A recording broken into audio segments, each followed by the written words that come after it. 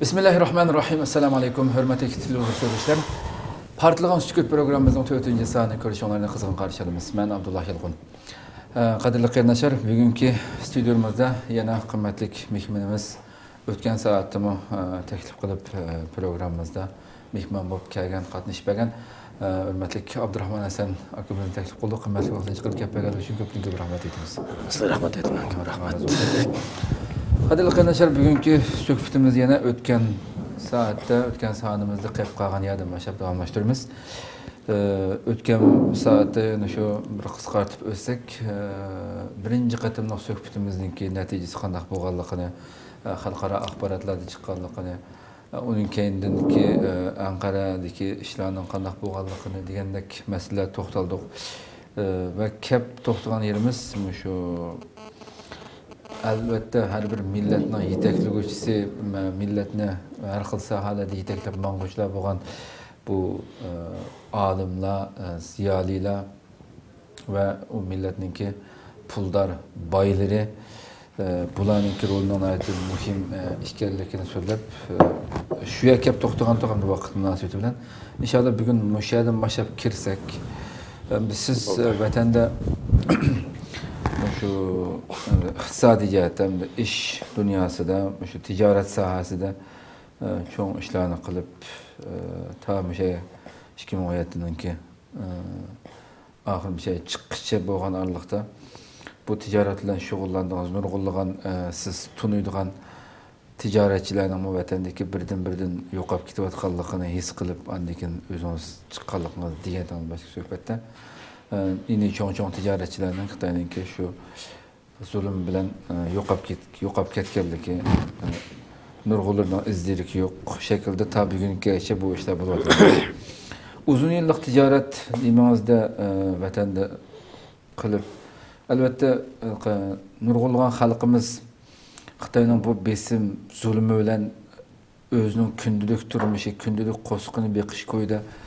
Başka narsani o'ylash, başka millatning derdi, başka narsalarni o'ylashga hiçbir zaman fırsat topolmay o'tib ketgan xalqimizdan aytib ko'pam o'timizda. Albatta.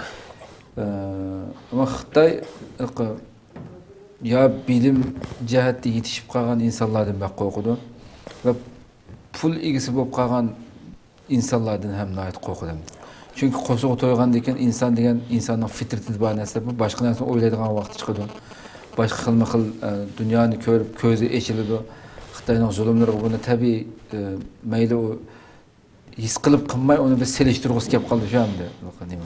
Shu bu boylanimi yo'qotishi tariximizdan buyon mayli qaysi hokimiyat almasin, qaysi boshqa almasin, shunday sistemli holat davom qilib kelyapti hamda. Oxirgi yillarda eng vahshiy shaklda bugungi kunimizgacha davomlashyapti bu ishlar. Hem siz şunca ola uzun yıllık ticaretiniz jarayonida biz o'tgan saat degandek bu millatninki başçıları bo'lgan, mayli diniy sohadagi ilm ahllari bo'lsin yoki fanniy sohadagi ziyolilarimiz bo'lsin, bularninki sizning ko'zingizda shu o'zininki rolini vatanda joriy qildira olganmi, qilganmi? Boylar sizning nurg'un do'stlaringiz bor. Bular masalan xalqqa nisbatan o'z xalqiga bir ish qilib bera olganmi? Tunumağanlığı için bugün günü körüyotam diye mesela o iqtisadni yaxshi yo'lga ishlatilmaganligi uchun bu musibetler şunun için keldi deb qaraysiz. Bu şahslik fikrimizga baqsaq, bu saha kirish uchun endi biraz Xitoyninki shu mavzudan davrdan tortib biraz elib borgan siyosatlarni har bir podshoh, misol kompartiyaning raislarininki bir nimasini tanishtirish to'g'ri gap qildi qarayman. Peki vatanda qisqa javob berganimda, misol boylarninki bularmi bizning asosiyatni Uyg'ur xalqida sog'lom odamlar ko'p. Mayli boylarimiz bo'lsin, oddiy bir misol qo'ysam, bizning boylarimiz har qanday yamash qildi, eskish qildi degan, o'sha sotqinlikdan bosh narsa qalbiga kiymaganlar normal boy bo'lsa, mishal bir narsa xususan sog'lom odamlar ko'p dedingiz. Biz mayli Abdurahmat Gulninki kitoblarida bo'lsin, mayli Cumhuriyetninki eng oxirgi qitim qurilgan ikki Cumhuriyetimizning qurilish bosqichlarida bo'lsin. Hamda aşağıdaki qurilgan o'qigan vaqtimizda boylarimiz shu vaqtida bir vatan, davlat qurish bosqichida turayotgan, iqtisod kerak bo'lgan shu vaqtida to'plangan shu baylardan, şunçuvala çoğun baylardan yığılgan hamda mal dünya qarasangiz inson xijil bo'ldi hamda. Aşı derecede pısıqlıq qildi, keyin uni shuncha ko'zlab ko'mib qo'ygan yerdan chiqib ketdi hamda. Xuddi hamda ashininki aşı vaqtida shu mardlarcha o'ttirga chiqolmaganligining jazosini tatibdi degandek his qilamiz hamda degan. Biz u davrda yashamadik, biz ko'rmadik hamda bu ishlarni. Hamda mushunda davrda yashab o'tdik. Keyin hamda mushunda nurg'unlagan baylar qarasangiz bu millatning dardlarini ko'ngil bo'lganlar barmoq bilan sanadekni ko'rdik. Qag'inning hammasi shu ishrat deb ish bilan o'tgandek adam tuyg'u berdi. Siz bu sohaning ichidagi inson, siz ko'pincha sog'lom deysiz, buni qanday tushunasiz ishkisini? Men unda qarmayman. Bu yerda men o'zim bu sizning savolingizni bek cho'nqur dengizga so'rab bekirdi hozir. Yana bu iqtisodiy so'g'andan keyin men shuni so'rab olay dedim. To'g'ri, bu bizdagi shu vatanni to'liq tushunadigan bir siyosiy odamlardan so'ralgan savol yaxshi bo'ldi. Garchi men bir dehqon bo'lsam bunaqa o'zim bilishim kerak. Tijoratchi uch qo'ldanda. Demak, men bunda qarmayman. Bizning tariximizdagi qurilgan davlatlar bo'lsin, shu ayni davrdagi bizdikanda eng cho'ng ojizligi bir diplomatiya jihati ojiz keldi. Xalq ishi tashkillanish cho'ng bo'ldi. Lekin tashqi diplomatiya, misol bir davlat ishqanot deb qarasak, bir tashqi diplomatiyasi ojiz, ikkinchi tashqi axborot va ichki axborot sohasi ojiz kelgan. Eng cho'ng sabit zamanlam davri olsun, Alixon Tavran davri olsun, bu ikkilisida o'xshashdan bu ikki narsa yuz berdi. Bu yerda misol davlat qurildi, tutammi degan nisbatan men bu tarixni birinchi o'qiydim, o joyda diqqat qilmabdi ekanman, buni mag'izni olmabdi ekanman. Yaqinda azab qayta buni ta'lil qilishga qistab chiqib, boshqa ishim qo'lim bo'lmaydi. Oddiy yashammi, mashinammi yo'q. Ko'chibsizmi, ko'nib qoldim buni turmushga. Demak, hamda bu tarixda biz eng shu rahbarlarimizda siyosiy tutquda biz ojiz kelgan deb qarayman. Mayli Sabit Amallan bo'lsin, Alixon Tavrandan bo'lsin, lekin buning tövbisi gap yo'q. Buning oqko'ngilligi, taqvo, yaxshidamlik deb yo'q. Alixon Tavrandan shundoq. Lekin bu yerda tashqi dushmanga nisbatan mudofiani yaxshi urishni misolida yaxshi qildi. Bizning xalqimizni qanday portlaydigan alam sog'lom xalq bizni sog'lom odam deb qarayman. Lekin chunki bu sog'lom odam tashkillaydigan bir kuch, bir olimlar, boylar, bu ziyolilar sohasi buning avangard rolini o'tash kerak to'g'ri. Lekin bu yerda shu ichki sistemada ba'zi siyosiy o'yinlarni o'ynash va siyosiy berayimlik degan narsa bizda bo'lmagan. Uyg'ur tarixidagi shu siyosiy rahimsizlik bo'lmagan. Siyosiy maydonga rahimsizlik bo'lmagan. Men misol Mao Zedongning tarjimonini o'qidim. Yaqinda Stalinnikni o'qidim. Biz tanishlar bo'lgan. Sidqoji Ro'za akamizningki, ustozimizning kitoblaridan o'qiyman, tarjimalardan. Deb buningda ko'rganimda misol endi Alloh bizni yaxshi ko'rganlik uchun nima? Chunki biz har qanday yaxshi misol kommunist Xitoydan bizning Uyg'ur xalqining eng eskidan yaxshi. Bizning eng nacharimiz eng yaxshi. Chunki uning bir insof bor, bir hayvon bo'lsin, seylarim bor, ajoyib bir xalq biz. Bu yerda siyosiy tutuq tutgan akalarimizda, ustozlarimizda bir nim bo'lmagan, siyosiy rahimsizlik bo'lmagan. Demak, har qanday bir Uyg'urdan men ko'p so'radim yaqinda bolalar bilan. Qo'saq ochqagan chog'da Uyg'urlar har qanday bir narsa his bo'lganligini hammamiz bilganmiz biz. Bu endi yaqin zaman shu kompartiyadan juqqan, bu madaniyat bu millat Xitoydan juqqan bir narsa hukmi qandaq. Demak, qo'saq ochqagan chog'da har qanday narsa his bo'ldi deganini bildigan.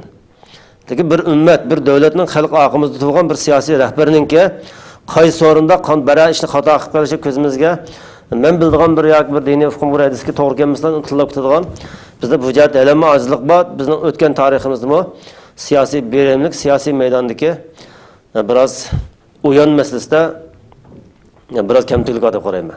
Chunki inqilobni g'alaba qilish gap yo'q. Uyg'urlar tarixdan har qanday bir tarixni ko'rsam, urushda g'alaba qilishimiz gap yo'q. Har qanday urushda tezroq g'alaba qilamiz. Hatto qo'mondonlar 3 kun planlaganini 1 kunda, man soatda ya tamamen bazı bo'lib bo'lgan u tarixni xushutimiz, lekin siyosiy maydonda ichki va tashqi diplomatiya, siyosiy berayimsizlik degan bu masalada biroz ojizlik bor deb qarayman. Bundan keyingi balki ustozlarimiz bu vaqtda cho'qim masalan men putlashib qolib qolsam, misol sizlarning rahbarimiz, men sizni ishlab beryapman, men qarshim. Kesin amroq va yaqin bo'lsam, lekin sizlarning keyinlarda siz cho'qim bir millatning lideri bo'lgan odam, sizlarning keyinlarda bir xalq bor. Vatan 30 milyon bir xalq bor. bu xalqning manfaati albatta mendek yaqin odamlardan yuqorilash kerak. Chunki cho'ng to'p oldim, kichik narsalar kechirilgan ishim bor ekan. Xo'sh. Demak, sizlar har bir nimada cho'ng manfaatni asos tutgan mendek bir odamdan arzimas. Chunki arziydi odam. Bu mana yaqinda ancha shu sahobaning tarjimalini misol Rasulullohning vafot bo'lgan chog'da jest qo'ya olmay turib bo'lgan bir voqelikni esimga kelib qoldi. Hozir bir savol qizib chiqadi mendan. Buni bir yaqinda o'qib ko'rgandim. Demak, shu yerda Ansarlar jamoat to'plashib bir keng kamda Rasulullohning keng bir hokimiyat xilofat masalasi to'xtaldi ekan. Bu yerda Abu Bakrdan Umarga o'zlarining bu xabar keldi, sahobalar keldi, menda shu vaqtda xilif saylab oldi. Jiddiy ba'da shu yerda bir dialog vardı. Bu narsa menga ajoyib ta'sir qildi. Buni tekshirdim ustozlardan, buni aniqlik, saylik, chinlikning yuqori ekan. Demak, bu yerda ish kelgan ba'da bo'lgandan keyin biroz dialog oldi. Bu kimdi bu xilif saylab oldik dedi. Bu yerda Abu Bakr gap qildi, Umar Zalon gap qildi. Çoğum xaliflikka Qurayshlardan bo'lgan birisi bo'lmasa, Arab xalq birlashmaydi, e'tirof qilmaydi degan mazmunni qo'yildi. Endi shu biroz dialog bilan bu xaliflik Qurayshga o'tandi. Abu Bakr saylandi, saylangandan keyin aşağıda Umar Zalonning bir so'zi bor ekanimda. Agar dedi, sizlar shu xaliflik masalasida Qurayshga yo'l qo'ymasa dedi, muhojirlarga. Aramızda nahaq qon to'kildi degan bir narsa. Bu so'z daral mening mengim chekdi. Chunki bizning tariximizdagi mush masala ichidan putlashgan, cho'ng to'salg'ilga ideologiya jihatga ayrim bir nimalarga xalqlik yada bir siyosiy rejimsizlik, siyosiy suiqasd bizda bo'lmayotgan tariximizda. Eng bo'sh narsa mush deb qaradim men. Qolgan darqanda bir millat bo'ldi, siyosiy qarash o'xshamaslik bu avval bo'ldi, bu normal avval. Lekin bu yerda qo'yilgan bizning muhojiratga hozir davrimiz qo'yilsa, lekin cho'qim hokimiyat bir tutishda bu masalaga ustalik bilan, moyillik bilan ichki xavfni, chunki biz Turkiyada yashayapmiz, hozir bir nozuk bir vaziyat bor ekan. Boshqa tashqi kuchning ichki kuchlardan foydalanishi. Bu masalaga diqqat qilmaganda bu cho'ng xatolik, balkim xalqni tashkillashdagi ba'zi ojizlik kelib chiqadigan deb qarayman. Demek ki bizden yalla tarixte uyg'urlab olsin, bugun uyg'urlab olsin, men bizning xalqimizda sog'lomlik darsi dunyoda eng yuqori millat deb qarayman. Ama ishonma. Bizning xalqimizdan ko'chib ketgan bir ba'zi odamlarning ismi men o zo'ri tepilganda bizga to'g'ri chiqish yo'lini deb beralsak, shu ashi bizlar billah inqilab qilganligini ishonma. Lekin yalla ustozlarimiz bizning shu sizlardan deb so'ragan savol, doktorlarimiz, ziyolilarimiz çoğum başlamcı rol almaydı iken, bu bayramı öz layık meslek xizmeti kılamaydı. Xalqma çoğum xalq bir ümit görelmese, xalq işenmeydi. Xalqa evet ümit veriş, çoğum galbidan bişaret veriş lazım deb qarayım bu vaqtda. Misal, vatandagi ustozlardan desek, oldin xafa olmaydi. Vatandagi baylar bilan aralashgan ustozlardan asosiyatdan ko'p sirdosh cho'ng aqlarimiz bo'lgan ziyolilar asosidan bo'lsin, mel baylardan bo'lsin, bular ama bir közlügen bir menzil vardı. Bunu yani bunun nima uchun bugun Iroqdan Xitoyning tutib ishdi bu bizning ishimizdagi.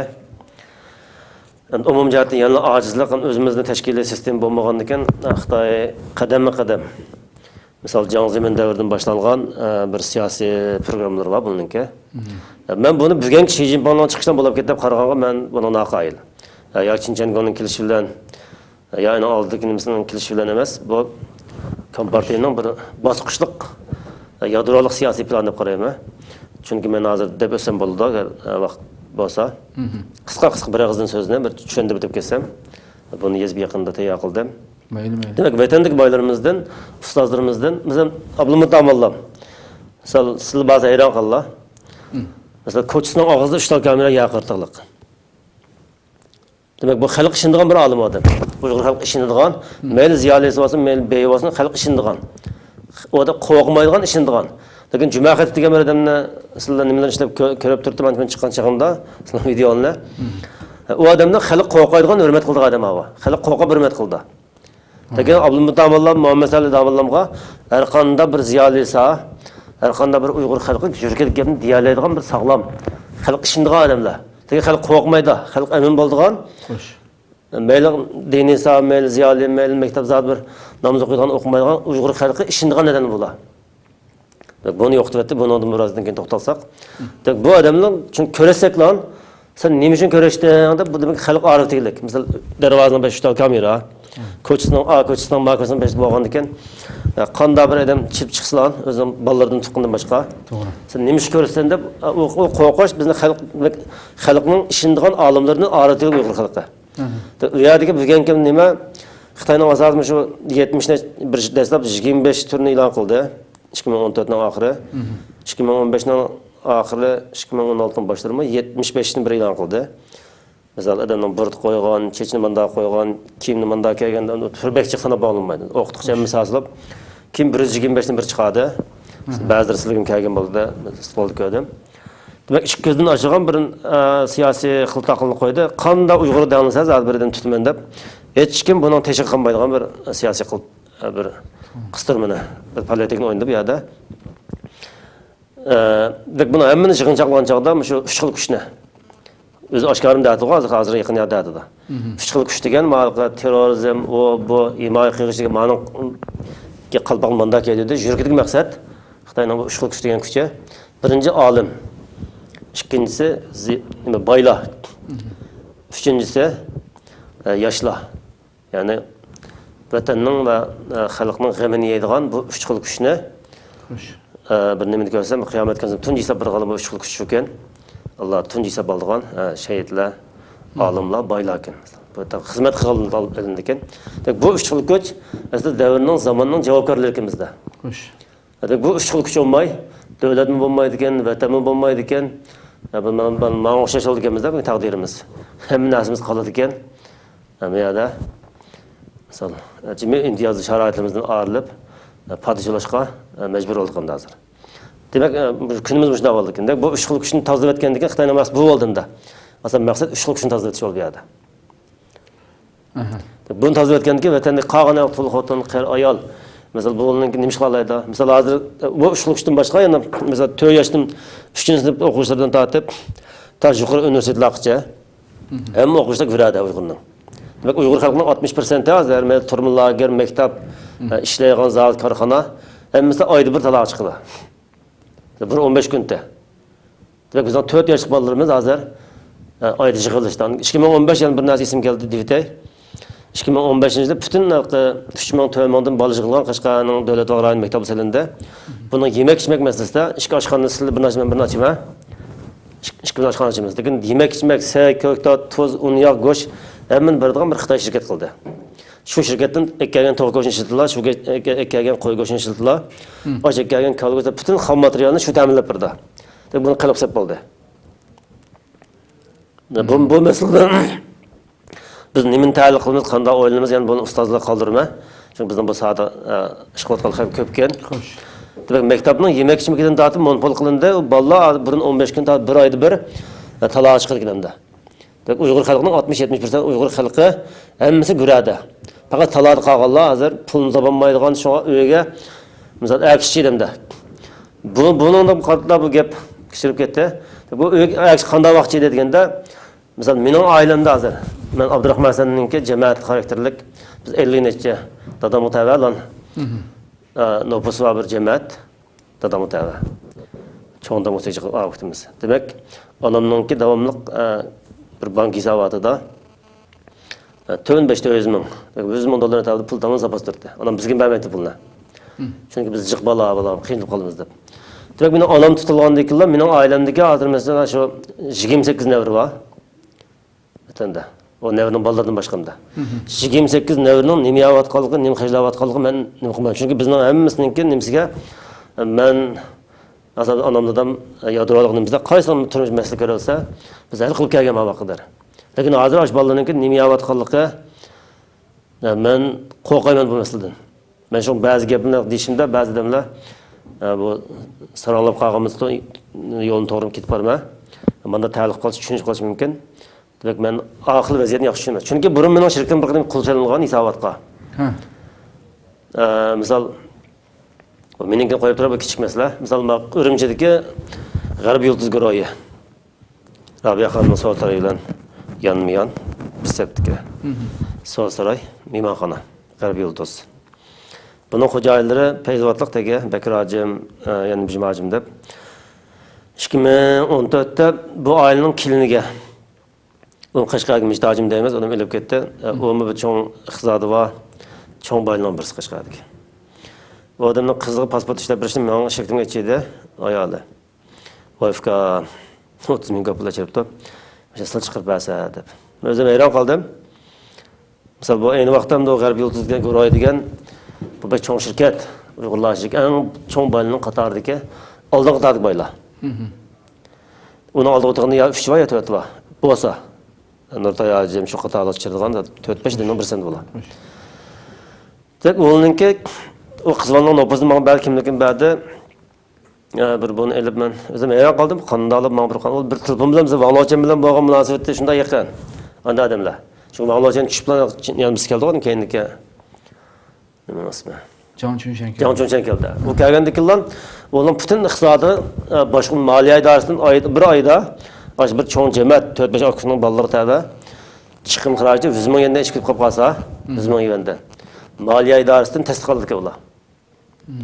Bunu ben qanday bildim, bunu VSK bizning şirket bola chirib, jedalag'in chiysa, ko'd nopozini selib bilan, bunun oil chetel cheklindi ekan.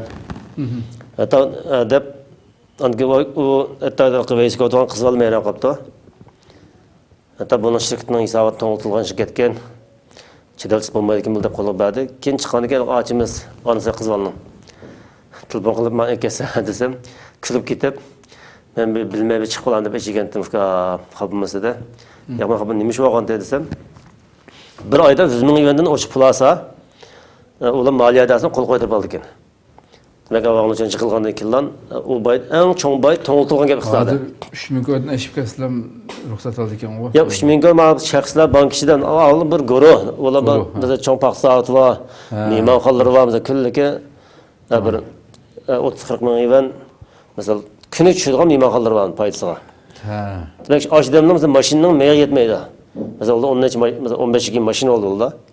O zaman yapıl mesela maşının meye yetmedi. Kanda aşılar şu çağda mesela onun iqtisadi to'g'ritilib bo'lgan. Şirket degan narsa 70-80% mesela bir qulub selmesdan bir telefon qilib, qattiq pul olmaydi ekan. Mening boshimga chiqdim kelgan o kichik bir 100 ming dollar uribdi bir xaridarim. O xotirjam pullar qo'yib pulni ichdi bizdan. Bizim bilmaymiz pul bo'lgandan kelib pulni va'daydi. Bu shirkat bilsak banka varında bazı qulub sayliqliq. Bizim coğrafiyada demek bizning hayot Uyg'urning hayoti hozir men biraz tushunib bo'lamda hayotni. Lekin bizning meya ko'p odamlar bu narsadan bijroq diqqatda normal yashaganlar yanchiqdan ish bilan pul qilib berayotgan bir avval deb qaradi. Bunda xalq bir oiladagi ayollar, bolalar nima yeyman deb g'am qolgan, och qolgan bir vaziyatda Xitoy agar bilan erlarni yoki boyalikda hukumat ishlayotgan pulji odamni uyga kirib qo'ydi. Kichik bola suyadi quchqiga chiqib, o'zining dadasidan quchqib turgandek bu so'zni ko'rdim ishkin oldi. Yani 30 yoshga bir cho'kan hemşirimizningki qishto'g'an bir Xitoy bir bolani tutib turibdi. Bola xushallik bilan tabiatlan. Nima degan inson bu ojiz narsa. Qo'sqochida boyat misol o go'sht, sey, yaxshi binosini ichirib, uning nisbatan mesela bir Xitoy, mesela bir ma'noda yangi kelsa, uning uyi 80 ming naqd pul urdi. Xizmat va mashinani kapolat egol deb bizga chiqslan. Bunda bir alayet kapolat bo'lgan bir inson yashaydigan, hech qanday bir turmush nimasi kapolat bo'lmagan bir Uyg'ur bichara yashagan bir vaziyatda, u uyda pul topilgan, nonni kirgan, ega bo'lgan, ayak chiqmagan uyga uni chirishi xo'shaq oilaga hozir qarinishim. Har qanday bir oila, tam go'shaqni ichishlan, bolalar kulib, xo'shlab, o'shlab yeydigan bir avval chiqib qolganlik. Mening oilam shuni chiqib qolib qarayman hozir. Chunki enim tutildi, akam tutildi, men yerda. Bizning onam ayt tutilgandek, onamning hisobi butun pul to'g'ritildi. Anam siyosiy mahbus oldu ve qarindoshlar nima yapadi deb davomli bu meni qishnaydi. Bu avvaldan ta'liq qilish hamda bo'lgan yana bu boylar bizning xalqni ta'liq qilish masalasida Xitoyningki bir qadar bu yerda o'tgan nima qisqa deb chet eldagilar bildimi sizcha?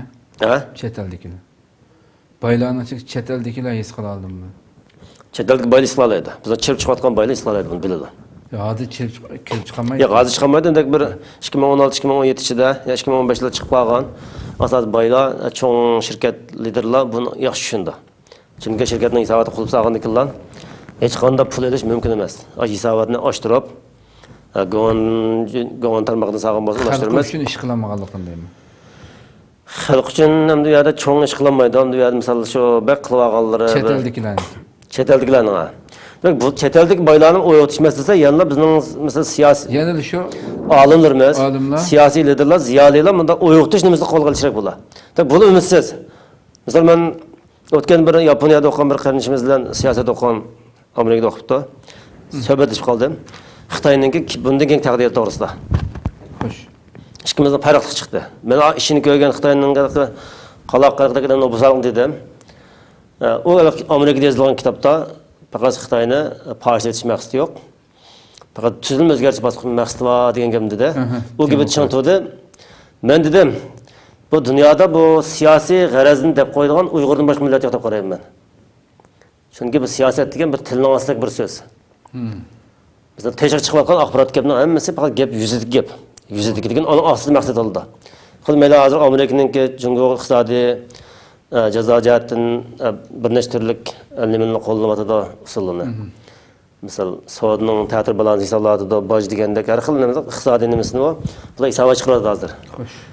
Misol tuzilmaydi o tag'in rost tuzilma o'zgarsang bo'ldi. Lekin nima uchun Jungo qo'rqadi bu yerda? Nima uchun Shi Jinping buda hokimiyat misol uzun mezgil o'z boshqardiganga bu o'ng'ay ish emas.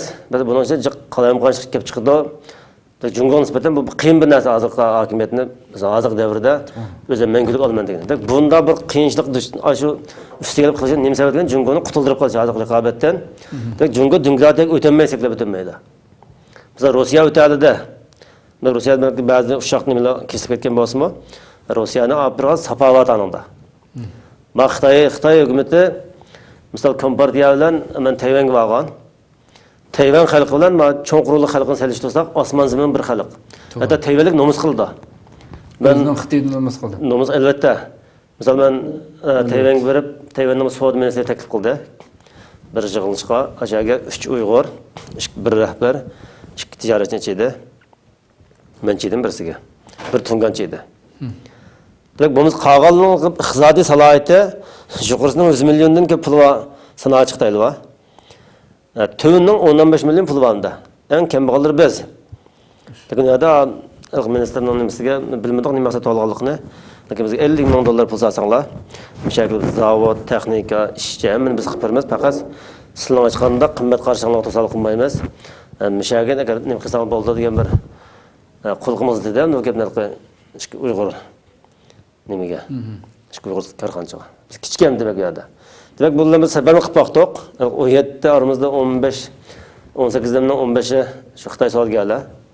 3 Uyg'ur var bir boshliq bilan. Men bilan bir Uyg'ur var.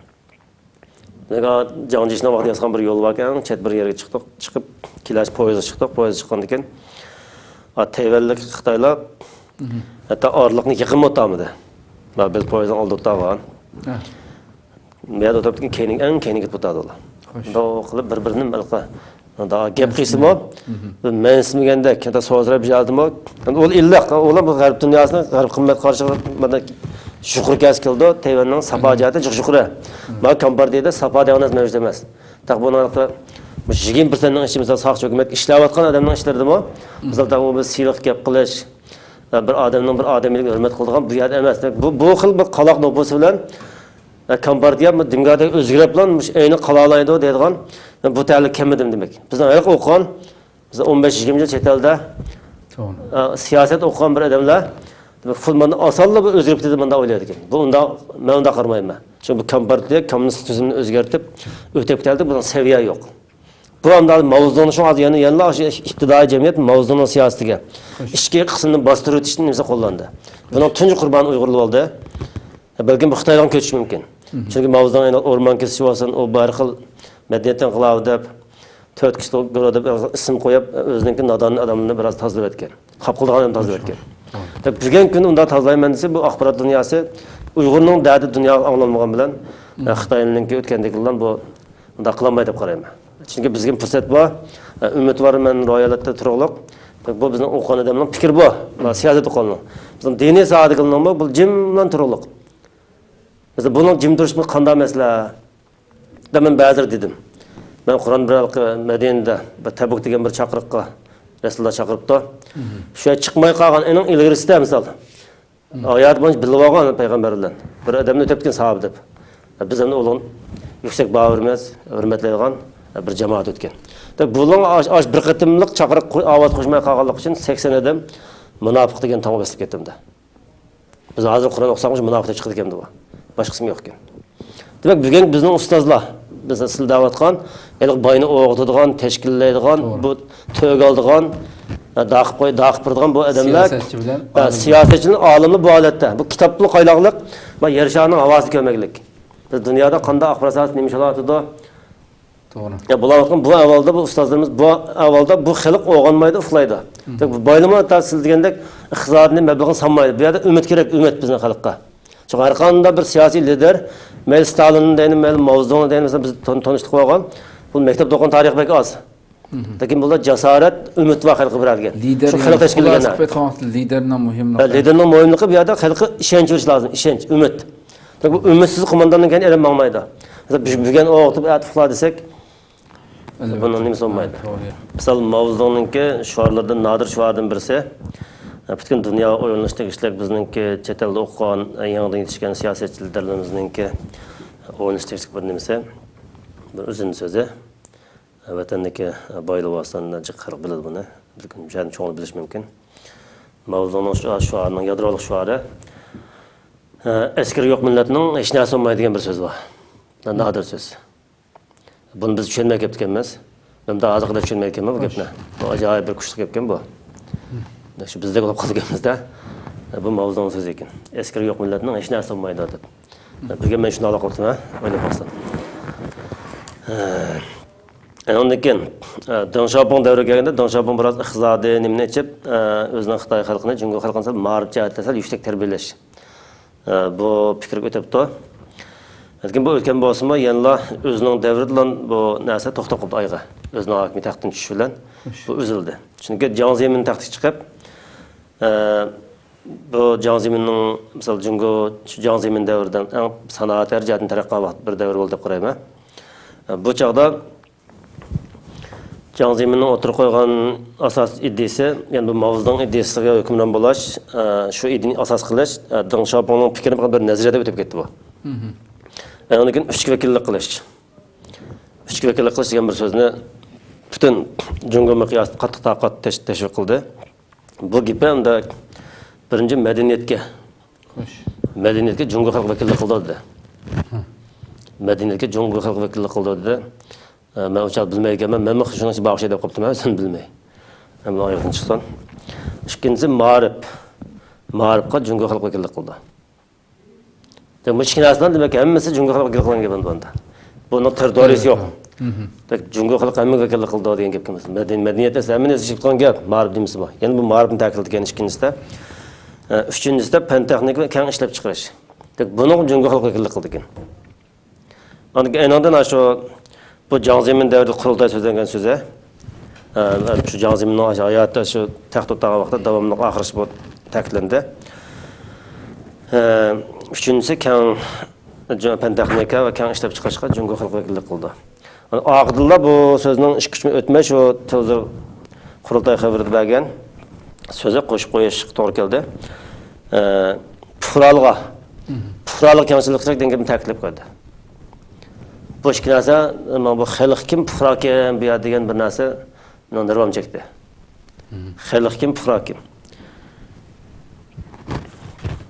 Demek bu Jiang Zeminninki shu bir millatchilik ideyasini Jiang Zemin o'tirib qo'ydim. Bir hokimiyat kuchini bilan birga bu odam buni o'tirib qo'yibdi.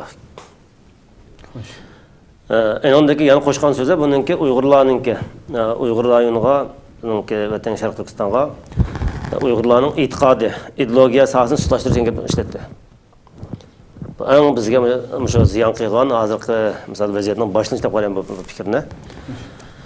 Uyg'urlarning ideologiya asosini tutlashtirish. Ya'ni e'tiqod asosini. Bu so'zni qo'ydi. Buni o'tirib qo'ydi. Demak, eng yadrolik Jiang Zeminninki so'z bu bo'ldi. 4-chi Hu Jintao davri kelganda Hu Jintao taxt chiqib Uyg'urlarninki ideologiya, e'tiqod, ya'ni yuridik sanab kirishni. Davlat bexatarlik xodimlarininki Uyg'urning e'tiqodiga va ideologiyasi asosiga, demak, jimi sadigan gibi bu. Dehqondan da dehqon bo'lib, davlat bexatarlik xizmat ishlayotgan odamlarning sinib kirishini bu ta'kidladi.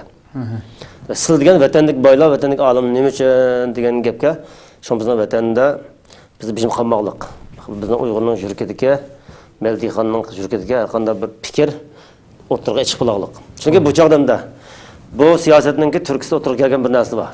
Buningki men tarix sifatida yozib qoldirib qo'ydim. Qashqar viloyatidagi, Urumchidagi o'zim otishdagi shu masalan soqchidan, davlat injenchidan, soqchi paysolardan, soqchilardan musulmon bo'lgan soqchi arboblar bor. Ularning namoz o'qigan bo'lib ketdi ular. Rasmiy tumoqni kiyib, belbog'ni bog'lab, o'ttirasardagi sabit damlam davriga qaytib kiyim kechga bular shu bozor oshxona qarinishim quchoqlashib ko'rishilgan. Demak, hamma sohaga tang tarqaldi. Hatto dashi o'qiyotgan o'quvchilarning ichida ushtim tutilgan bir musulmonlar olib turgan bir davr bo'ldi. Hatto ba'zi shaharninki dadijonlari ko'p ishlayotgan, ba'zi gonsizm ishlayotgan dadijonlar namoz o'qigan bo'lib ketdi o'chaqda. Demak, buning turtkisi nima deganda Xo'jintavning ideologiya asosiga uyg'urlarning diniy sohaga singib kirish. Demek Uyg'urning demiz namoz o'qiydi, namoz o'qimasmi shu diniy madaniyat nimasiga tabi bir millat. Demek buning yurga singib kirdi degan gap. Bu singib kirgandagi ki, masalan bu alqi ehtiyot qilgan, sukut qilganning ichida nima bor, hamma narsani bular 2013gacha butun Uyg'urlarningki son sifirlik ma'lumotni kompyuterlashtirib oldi. To'g'ri. Ayni holda biroz bo'shliq nima bo'ldi. Demek mush Xo'jintavning mush qo'ygan siyosiy fikri sizilgan abi vatandagi boylar nima uchun bunda cho'ng ishlar qilinmadi degan nimaga bir asos bo'lish kerak. Demak bu bo'ldi. Butun sohada ideologiya sohasiga, e'tiqod sohasiga singib kirish keng ko'lamli. Hatto kino qilib ishlayotgan davrlarnikilar demak hozir bil rasmiy bog'laq sabit amallam davri, Elixon To'ram davrini aks ettirgan ashunda bir kiyimni o'zgardi bular. Rasmiy dehqonga da'vatchilar chanmay voqeani quchoqlab ko'rishilgan. Bu adamın hozirgi misolimda Xi Jinping davrida bo'lib turmoqchi edi. Chunki bunlar asla bo'lib o'tilgan darsda soqchi ideologiya nimasiga o'tgan darslikda bularga ma'lum yomon odam tutib ketib beshina qolgan xalq xotirjam yashaydi degan uqumni bermoqchi edi bularga. Menimcha shuni qo'ygan soqchi edi bu. Bulim shu deb xizmat qilgan degan misol uning ichidan chiqqan misol qonuniy nima siyosiy komissar bo'lgan odamlar tutib ketganlik. Demek bizim avval bu xil avvalda Uyg'ur xalqining ichida bir narsa qolmadi. Bugun kunga Xi Jinping cho'ng saklab ilgirlash degan nimani ko'tarib chiqib, qaqshat qilsa berish Uyg'urlarga bu siyosiy programmani o'tirib qo'yib, uyga chirib olgan odamni tatib chiqib nim qildigan. Hatto qaqshat qilsa berishgan gibida 2014 bilan 2015 oralig'ida Urumchining ma'lum bir yo'l bo'ldi, bir sochqonni kamadini tatib chiqib, Xitoylar supergollarni tishon urayotgan bir ko'rinish bor. O'sha televizorning nimasini ostanglar, shu chiqdi u.